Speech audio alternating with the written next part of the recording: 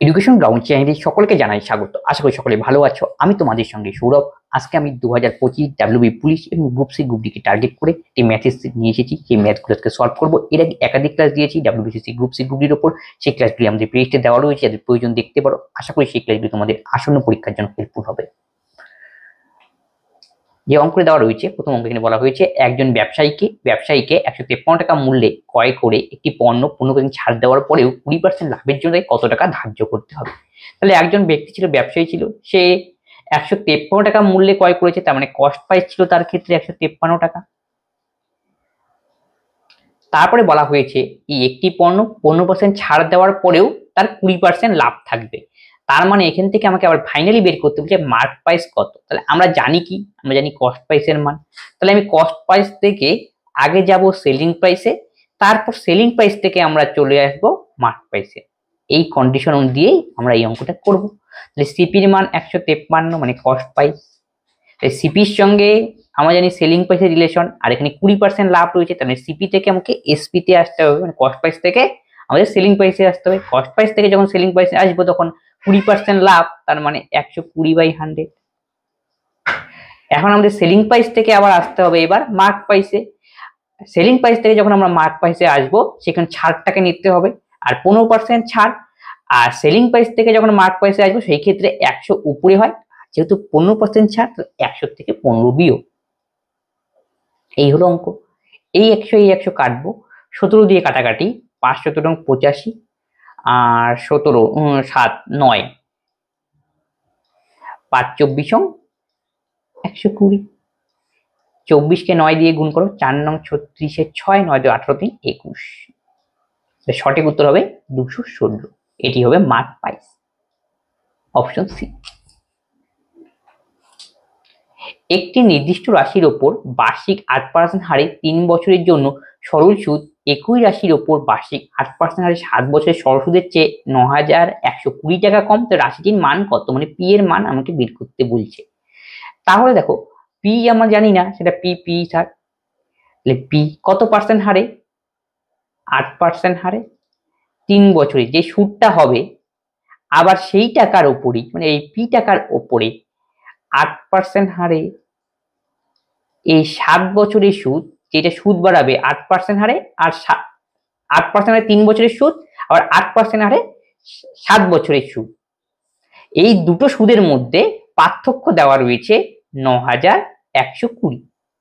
এখান থেকে আমাকে বের করতে হবে পি এর মান কত। তাহলে দেখো, তাহলে এই দুটো আমরা পার্থক্য করলে পরে আমরা কি পাবো। তাহলে এখান থেকে এটাকে দেখো, পার্থক্যের মধ্যে 8 আর এই পি কমন যাচ্ছে, তাহলে এই পি কমন গেল। তাহলে এত পড়ে থাকলো কত, 7 থেকে এই 3 আর 7 পড়লো, 7 থেকে 3 বিয়োগ করলে 4। এখানে পার্সেন্ট রয়েছে, পার্সেন্ট জন্য নিচে কি 100। এতর ভ্যালু যে বিয়োগ করলাম তার ভ্যালু হলো 9120। এখান থেকে আমাকে বের করতে হবে পি এর মান কত। তাহলে পি ইকুয়াল টু 9120 গুণন 100 বাই 8 গুণন 4। 8 দিয়ে যদি কাটাকাটি করি, 8 অক্ষে 8, 9 থেকে 8 গেলে 11, 11 8 অক্ষে 8, 3 32, 4 32 শূন্য, 4 দোকানে 8, 3 34, 4 32, 2 20। আচ্ছা, একটু চেক করে নিচ্ছি। 8 দিয়ে কাটলাম, 8 11 88, 3 32, 4 32 শূন্য, 4 দিয়ে যদি আমরা কাটি, 4 দিয়ে 4 দোকানে 8, 3 34, তাহলে 34 4 32 হবে।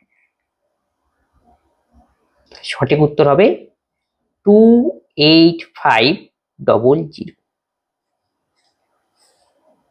Option A. তোমরা ডাইরেক্ট কি করবে, এটা থেকে এটাকে বিয়োগ করবে, বিয়োগ করলে কত হয়, 8 আর 7 থাকবে, তার মানে 8% আর 7, সাথে 3 গেলে কত 4, তাহলে 8% গুণন 4%, 4। এর ভ্যালু হলো 9120। তাহলে একের ভ্যালু কত বের করে নাও, 20/8 গুণন 4 ইন্টু 100। এইটুকু ক্যালকুলেশন পরীক্ষার সময় করবে তোমরা, আমি এটা বোঝানোর জন্য বললাম, তাহলেই অ্যান্সার এসে যাবে।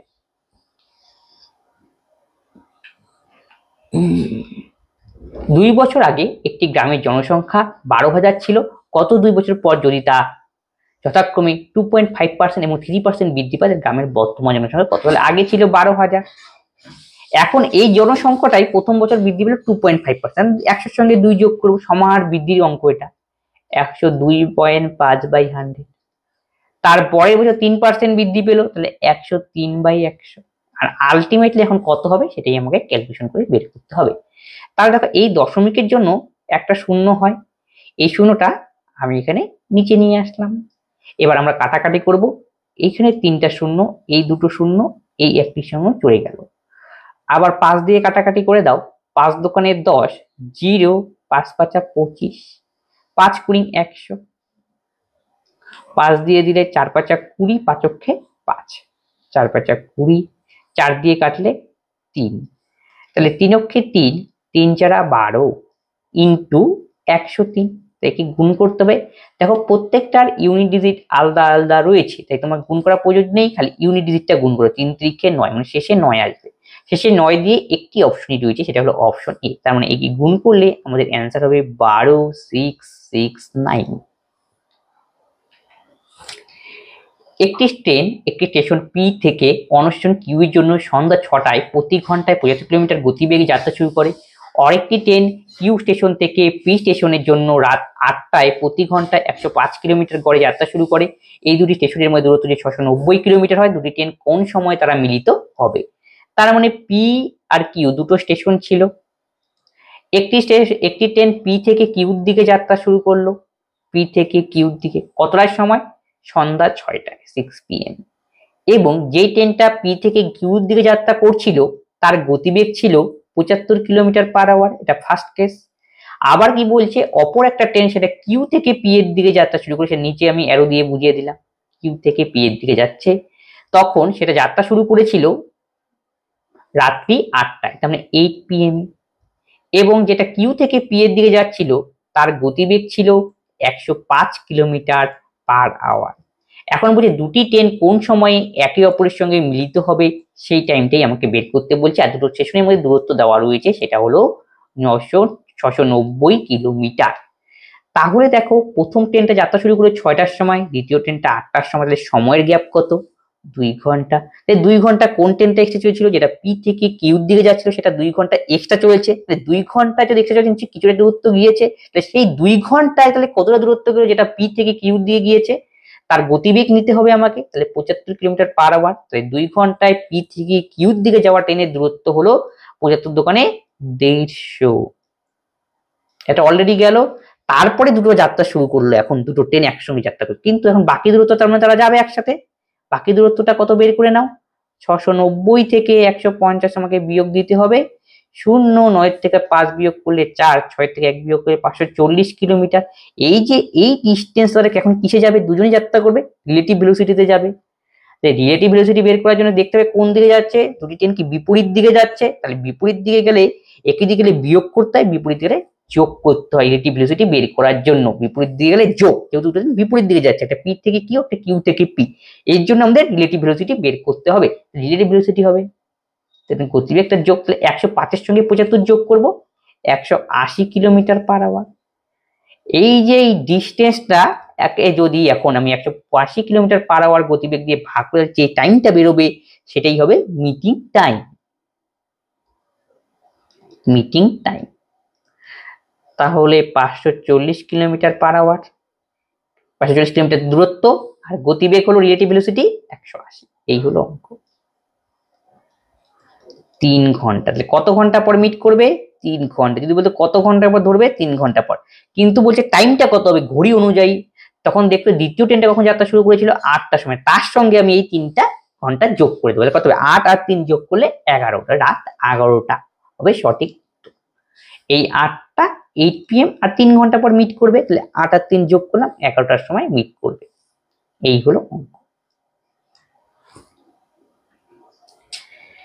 4টি ঘন্টা 8, 12, 16, 28 সেকেন্ডের ব্যবধানে বাজে, রাত 1টার সময় একসাথে বাজে, আবার কখন তারা একসাথে বাজবে? তাহলে এই টাইপের অঙ্ক বলতে আমাদের কি করবো? প্রথমটা লসাগু করে নিতে হবে।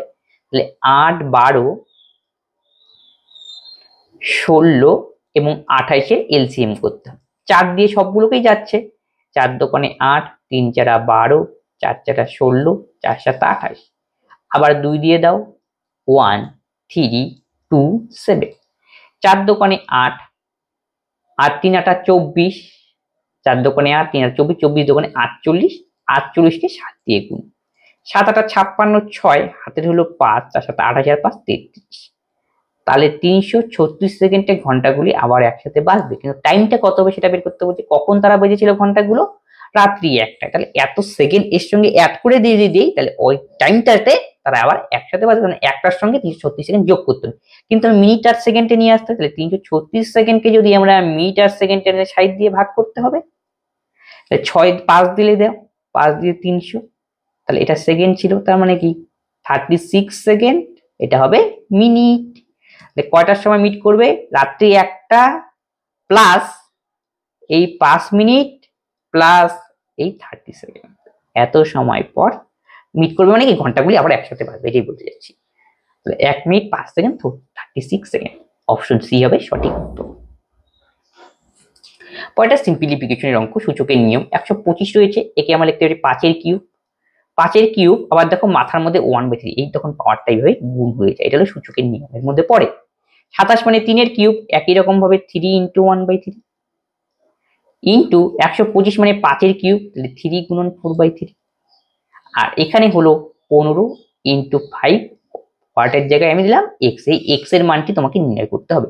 এই 3 3 কাটা, এই 3 3 কাটা, এই 3 5 15 ইন্টু এই 3 3 কাটা, তাহলে ইন্টু 5 এর মাথায় 4, এখানে 15 গুণন 5 এর মাথায় x, পাওয়ার x, এই 15 15 কাটা, তাহলে 5 to the power 4 is equal two 5 to the 5 5 same base আছে, এগুলো সেম বেস গুলো আমি লিখতে পারি, এই বেস বেস আউট করে দাও, থাকবে x equal to 4, option D. Next অঙ্ক, একটি শহরে মোট জনসংখ্যা 2800, যেখানে পুরুষের সংখ্যা মহিলাদের তুলনায় 720 বেশি। যদি পুরুষের সংখ্যা 40% হ্রাস পায় এবং মহিলাদের সংখ্যা 20% বৃদ্ধি পায়, তাহলে শহরের নতুন জনসংখ্যা কত? তাই শহরের মোট জনসংখ্যা ছিল 2800,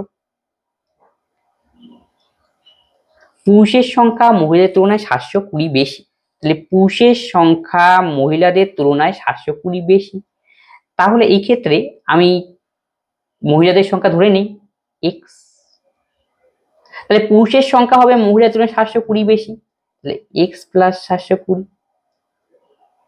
এখন ওমেন আর মেন মিলিয়ে তো 2800, তাহলে এখান থেকে 2x plus 720 is equal two 2800, 2 দিয়ে ভাগ করলাম x, তারপরে 360, 2 দিয়ে একে ভাগ করলে 14, পাশে একটা শূন্য, তাহলে x ইকুয়াল টু 1400 মাইনাস 360, তাহলে 0 0ই, 2 থেকে 6 বিয়োগ করলে 4, আর হাতে এলো 1, তাহলে 1040 x এর মান, তাহলে ওমেন ছিল 1040, তাহলে ম্যান ছিল, তাহলে কি হবে 1040 এর সঙ্গে 720 যোগ, তাহলে 0 0ই, 4 2 6 7 7 1760, এটা হলো মেল আর এটা হলো ওমেন। তারপরে কি বলছে, এখন বলছে পুরুষের সংখ্যা 40% হ্রাস করা হলো, পুরুষের সংখ্যা ছিল 1760, একে 40% হ্রাস করবো, তাহলে 60/100 প্লাস মহিলাদের সংখ্যা 1040, একে 20% বৃদ্ধি করব, তাহলে কত হবে সেটাই আমাকে বের করতে বলছে। এই শূন্য কাটো, 6 6 36 6, 6 6 হাতে হলো 3, 6 7 42, আর 3 যোগ করলে হবে 45, 6 কে 6 4 10, এই শূন্য কাটো, 12 দিয়ে গুণ, 4 12 48, 4 এখানে 12, তাহলে 8 6 14, 5 4 9 কে 10, 2 একে 3, 2304 হবে আমাদের সঠিক উত্তর, অপশন সি। একটি মোবাইল ফোনের ধার্য মূল্য 5000 টাকা, দোকানদার এটিকে এত টাকায় বিক্রি করে, দোকানদারের ছাড় কত? তাহলে মার্ক প্রাইস এখানে দেওয়া রয়েছে 15000,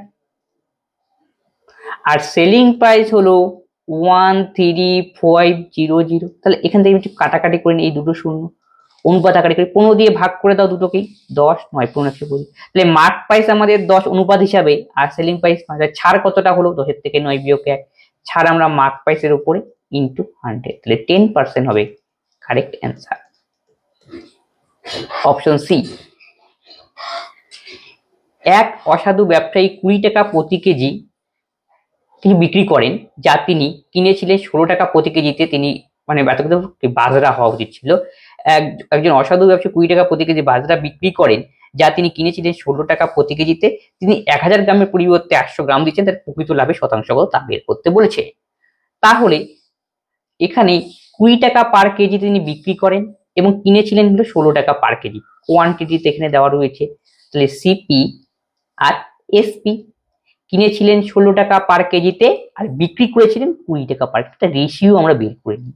তাই 4 4 16, 4 5 20, এবং যখন তিনি হলো এত টাকাতে, এত কোয়ান্টিটির কি এত টাকা পার কেজিতে, এতটুকু বোঝা গেল। তারপরে তিনি কি করলেন, 1000 গ্রামের পরিবর্তে 800 টাকা দিচ্ছেন। তাহলে প্রকৃত লাভ কত? 1000 পরিবর্তে 800 টাকা দিচ্ছেন, তাহলে 800 হবে এইখানে এই পাশে, আর 1000 হবে এরকম। আর 1000 গ্রামের পরিবর্তে 800 দিচ্ছেন, তাহলে এখানে প্রাইস হিসাবে 800টা এই পাশে বলবে কস্ট প্রাইসের সাথে, আর প্রাইস হিসাবে কিন্তু কোয়ান্টিটি হিসাবে না, কিন্তু তাই উল্টে যায়, প্রাইসের সাথে কোয়ান্টিটি ব্যস্ত সম্পর্ক, এই জন্যই হচ্ছে কস্ট প্রাইসের জায়গায় এটা। তার মানে এই শূন্য কাটবে, এই শূন্য কাটবে। 800 গ্রামে 1000, একটা শূন্য এখানে পড়ে থাকবে, তার মানে 10 হবে, পিছন থেকে কেটে দিই 1 0 0। এখানে আবার কাটাকাটি করা যেতে পারে, 2 দিয়ে 4, 2 দিয়ে 5। এইবারে দুটোকে গুণ করে দাও। দাম কত? 4 4 16 হলো কস্ট প্রাইস, 5 5 25 হলো selling price. Cost price 16, selling price 25 অনুপাত হিসাবে, তাহলে লাভ কত? 9। লাভের হার কস্ট প্রাইসের উপরে ইন্টু 100। 4 পজিশন 100, 4 4 16, 25 দিয়ে 9 কে গুণ, 5 নং 45 এর 5, 9 দোকানে 18 4 22, 5 নং 45 এর 5 8 4 22, তাকে 4 দিয়ে ভাগ, 4 5 20, 2 25, 4 6 24, 56 পয়েন্ট সামথিং। Option D. একটি পাইপ 30 ঘন্টার মধ্যে একটি ট্যাঙ্ক পূর্ণ করে, অপর একটি ট্যাঙ্ক পূর্ণ করে, এবং এটি 50 ঘন্টার মধ্যে ভরা হয়। 30 ঘন্টার ট্যাঙ্ক মানে নিচে একটি ফুটো থাকার কারণে 50 ঘন্টার ভরা হয়। সম্পূর্ণ ভরার ট্যাঙ্কটি খালি করতে পুরোটা কত সময় নেবে? পরেরটা তার মানে কি মাইনাস হবে, তার মানে একটা যোগ একটা মানে আলটিমেটলি বিয়োগ করতে হবে আমাকে, একটা পূর্ণ একটা খালি। তার মানে টোটাল ইউনিট কাজ কত হয় এটা নিয়ে নিতে হয়, সেটা হলো দেশ টোটাল ইউনিট কাজ। তাহলে প্রথমটার এফিসিয়েন্সি 5, 150 কে 3 দিয়ে ভাগ, এটা হলো টাইম, টাইমকে এটা টোটাল ইউনিট কাজকে টাইম দিয়ে ভাগ করলে এফিসিয়েন্সি। পরেরটা 150 কে 5 দিয়ে ভাগ 3, এটা মাইনাস। তাহলে আলটিমেট টোটাল এফিসিয়েন্সি কত হবে? 5 এর থেকে 3 বিয়োগ করব 2, আর টোটাল ইউনিট কাজকে যদি এফিসিয়েন্সি দিয়ে ভাগ করি তাহলেই হবে আমাদের আলটিমেটলি কত সময় লাগবে সেটা বেরিয়ে যাবে। Option D. 51 থেকে 77 এর মধ্যে মৌলিক সংখ্যাগুলি গড় নির্ণয় করো। তাহলে 51 থেকে 77 এর মধ্যে, তাহলে প্রথম মৌলিক সংখ্যা কি হচ্ছে? 51 3 দিয়ে ভাগ করে যেগুলো সংখ্যা 1 এবং সেই সংখ্যা দিয়ে ভাগ করলে মিলে সেটি হলো মৌলিক সংখ্যা। তাহলে 51 তো হবে না, 351 3 দিয়ে ভাগ গেছে, 52 53 নিতে হবে, 54 হবে না, 54 4, 55 56, 56 4 14 56, 57 হবে না, 58 হবে না, 59 হবে। 59 মৌলিক সংখ্যা, 60 মৌলিক সংখ্যা নয়, 61 হলো মৌলিক সংখ্যা, 62 মৌলিক সংখ্যা নয়, 63 6 3 নয়, 7 দিয়ে ভাগ যায় 3 দিয়ে যায়, 64 হবে না, 65 5 দিয়ে ভাগ যায়, 66 6 দিয়ে ভাগ যায়, 67 হবে, 68 2 দিয়ে ভাগ যাচ্ছে, এটা মৌলিক সংখ্যা নয়, 69 3 দিয়ে ভাগ যায়, 70 হবে না, 71 হবে, 73 হবে, 74 75 হবে না, 76 হবে না, 77 হবে না। এতগুলি 1 2 3 6টি সংখ্যা। তাহলে একটু সাম করে 6 দিয়ে ভাগ করব এখন। 3 একে 4, 7 4 11, 12 9 21, 3 24, 24 এর 4, হাতের হলো 2, 7 7 14, 2 16, 16 6 22, 6 28, 5 33, 5 38, 384। একে 6 দিয়ে ভাগ দিতে গেলে এবারে 6 6 36, 2 24, 4 6 24, 64।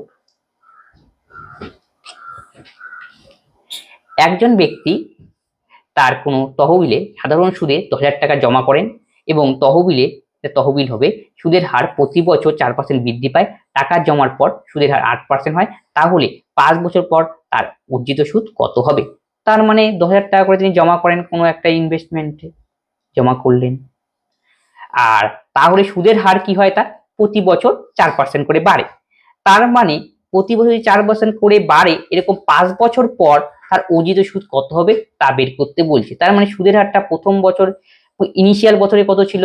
8, তার পরের বছর সুদ কত হবে, তার থেকে 4% বাড়বে, 12।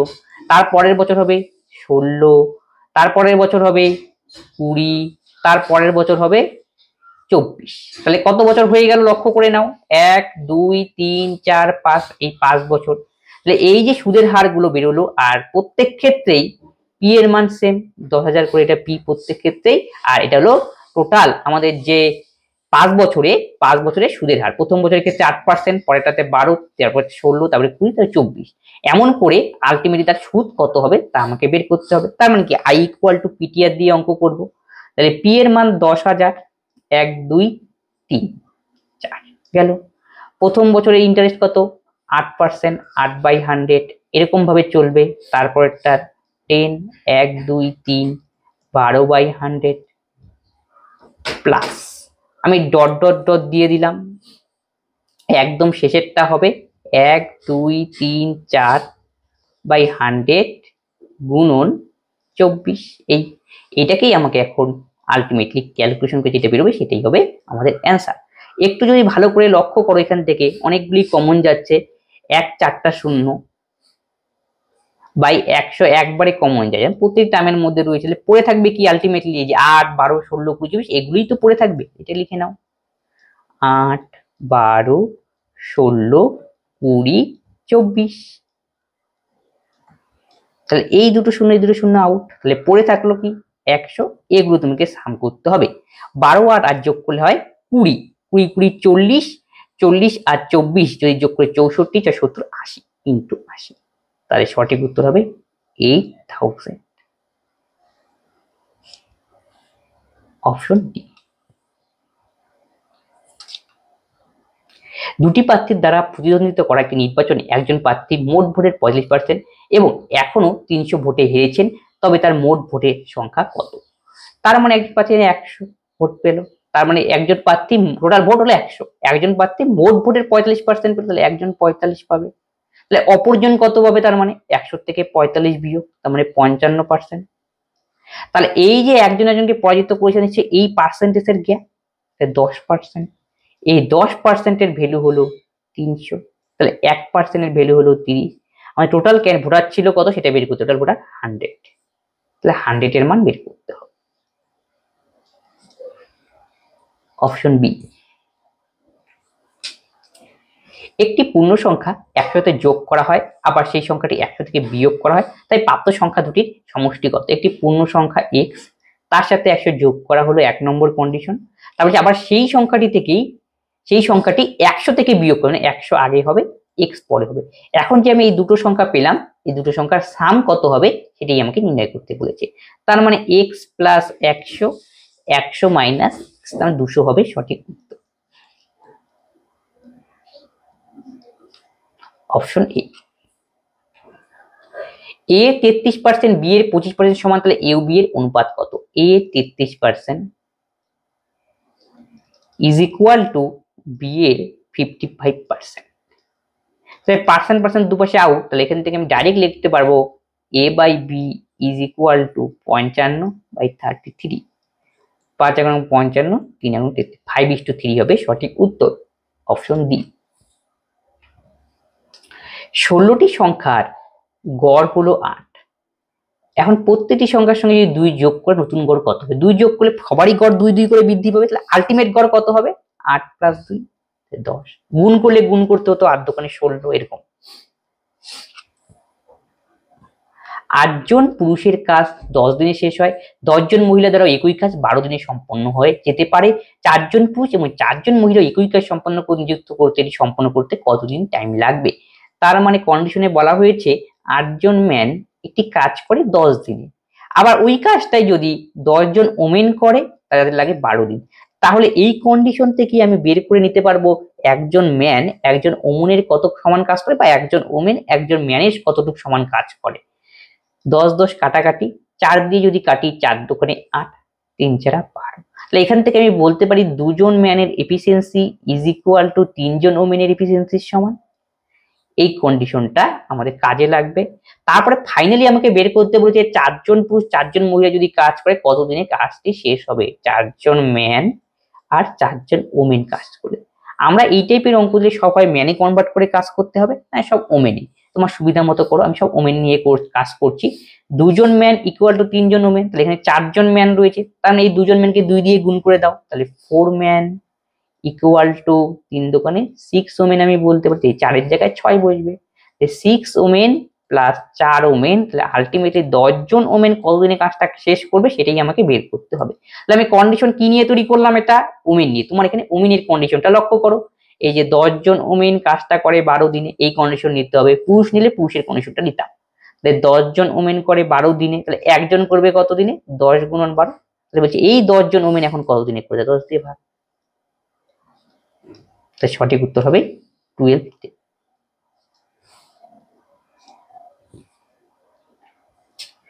দু 2019-এ দীনেশ এত টাকায় নতুন গাড়ি কিনেছিল এবং এপ্রিল 2022-এ এটি অবচিত মূল্যে বিক্রি হয়েছে যদি প্রথম বছরে অবচিত হার 20%, দ্বিতীয় বছরে 15%, তারপর প্রতি বছরে 10% হয়, তাহলে দীনেশের বিক্রয় মূল্য কত? তার মানে অবচিত মানে এখানে হ্রাস পেয়েছে দাম, সেটাই বলা হয়েছে।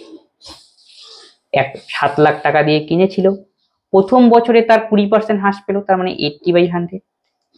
দ্বিতীয় বছরে তার 15% হ্রাস পেল, তাহলে 100 থেকে 15 বিয়োগ করবো, 85/100। আর তারপর 10% মানে 90/100। এই হলো অঙ্ক। এখন আমায় ক্যালকুলেশন করতে হবে। দেখো এখানকার 3টা শূন্য, আমি এখানে 2টো আর এখানে একটা শূন্য কেটে নিলাম, গেল। তারপর দেখো এখানে 2টো শূন্য আর নিচের 2টো শূন্য আমি কেটে নিলাম, তাহলে এই শূন্য কাটা গেল। আলটিমেটলি উপরে 3 2 5টা 6টা শূন্য, নিচে 6টা শূন্য।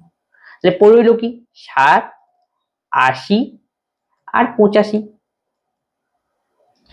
আর হলো 9। এখন তোমাকে গুণ করতে হবে।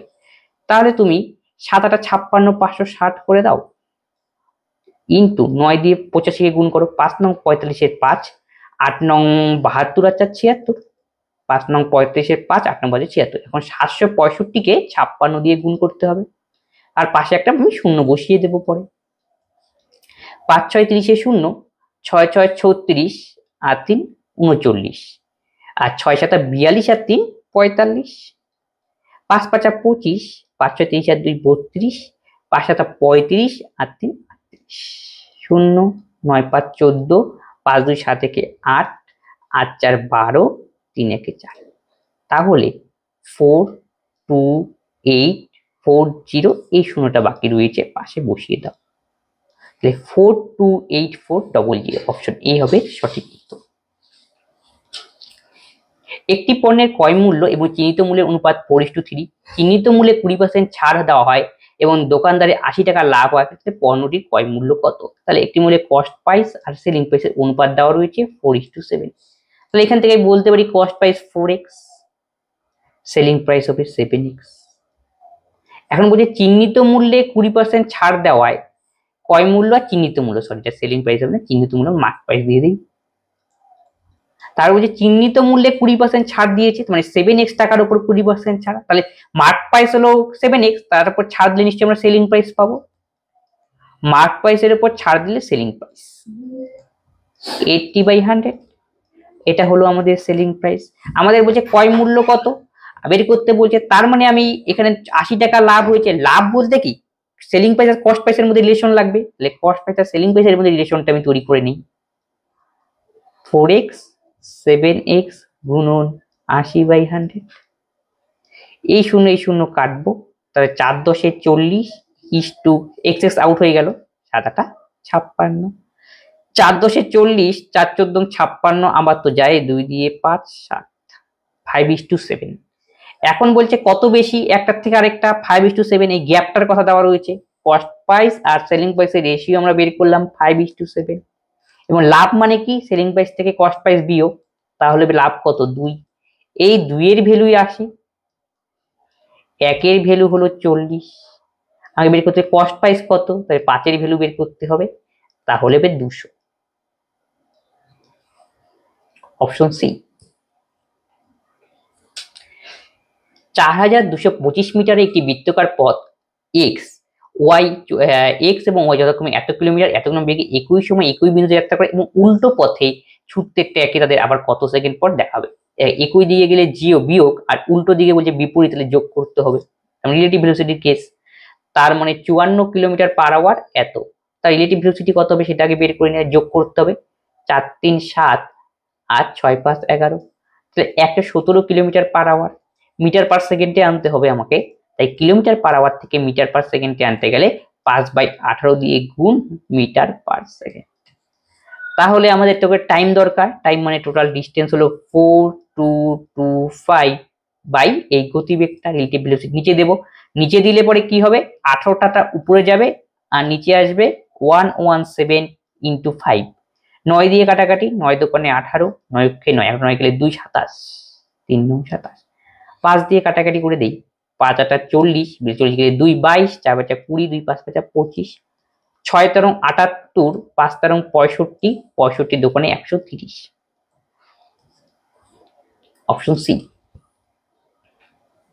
পেট্রোলের দাম 35% বৃদ্ধি পায়, পেট্রোলের ব্যয় অপরিত রাখার জন্য উপভোক্তা দ্বারা ব্যবহার কত শতাংশ কমাতে হবে? যদি এত পার্সেন্ট বৃদ্ধি কিন্তু দাম অপরিবর্ত, এই জন্য টেকনিক কত পার্সেন্ট বাড়ানো হলো?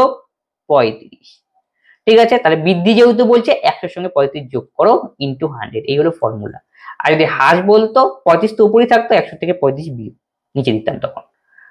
5 দিয়ে 5 7 35, 5 দোকানে 10, 3 5 7 35 গেল। তাহলে এটাকে আমি অ্যাপ্রক্স আকারে যদি আমরা করি, 7 দিয়ে 127, তুমি 7 দিয়ে যদি 27 কে কাটাকাটি করি, 4 7 কত 28, মানে অ্যাপ্রক্স 4 এর সামথিং, তাহলে 4 দিয়ে 100 কে কাটো, মানে 25 এর কাছাকাছি অ্যান্সার হবে। তার মানে 25 দিয়ে একটা অপশনে রয়েছে, সেটা হলো অপশন বি। 2 বছর আগে যে শহরের জনসংখ্যা ছিল 7,000, প্রথম বছরে 5% এবং দ্বিতীয় 10% হ্রাস হলো, বর্তমান জনসংখ্যা কত? 60,000। প্রথম বছরে 5% বৃদ্ধি পেয়েছে, তাহলে 105/100। পরের বছর 10% হ্রাস পেয়েছে, 90/100। তাহলে এখানে 4টা শূন্য আর এই 4টা শূন্য আউট হয়ে গেল, তার মানে 6 গুণন 105 গুণন 90 করে যেটা বেরোবে সেটাই হবে আমাদের অ্যান্সার। 6 দিয়ে 105 কে গুণ করলে 5 6 30 এর শূন্য, হাতে হলো 3, 6 কে 6 9 0। তাহলে এখান থেকে ডবল 0 উঠে আসবে, 3 নং 27 7, 6 নং 54 আর 2 56। সঠিক উত্তর হবে 56,700, অপশন এ। আজকে ক্লাসে এই 22খানা অঙ্ক ছিল, সেগুলি সলভ করা হলো। যদি কোনো অঙ্কে তোমাদের ডাউট হয় অবশ্যই তোমরা কমেন্ট বক্সে কমেন্ট করবে। বন্ধুদের সাথে এই ক্লাসগুলি শেয়ার করে দাও, সকলেই এই ক্লাস উপকৃত হয়। তবে আজকে ক্লাস এখানেই শেষ করছি, পরবর্তীতে আবার দেখা হচ্ছে। ধন্যবাদ।